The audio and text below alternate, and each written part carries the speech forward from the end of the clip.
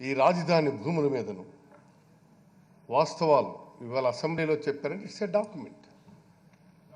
Document దాన్ని one cannot denies whether it is fact are not.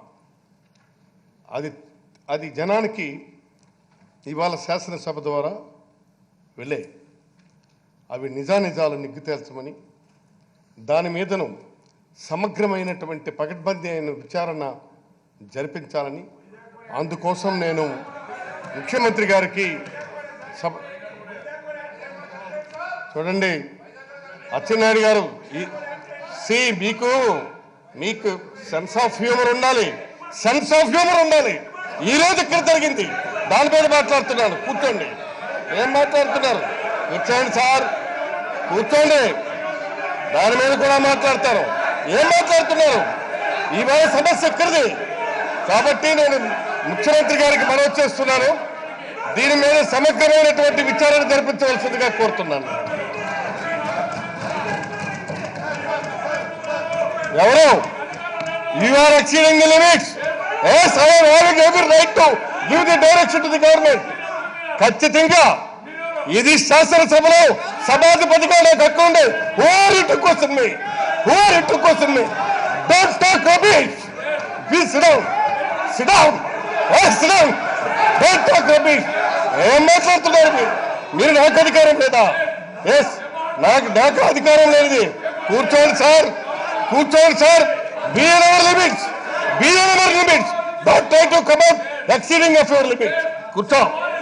కూర్చోండి sir. You are crossing the limits. కూర్చోండి sir. విచారణకు ఆదేశిస్తే మీకెందుకంటే ఎంతములకు let enquiry should go. Enquiry వెళ్ళమండి. ఎంక్వైరీ వెళ్తారు. ఇవాళ శాసనసభలో ప్లీజ్ బసవరెడ్డి గారు కూర్చోండి. శాసనసభలో ఈరోజు సాకే గారు కూర్చోండి.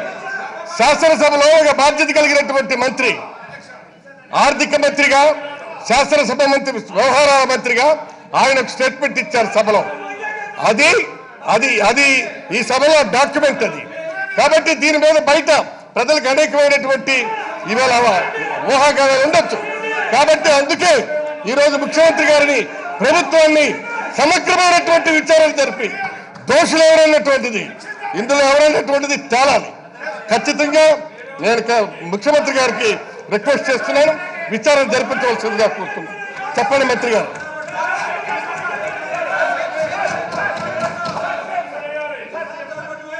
చెప్పండి ముఖ్యమంత్రి గారు చెప్పండి.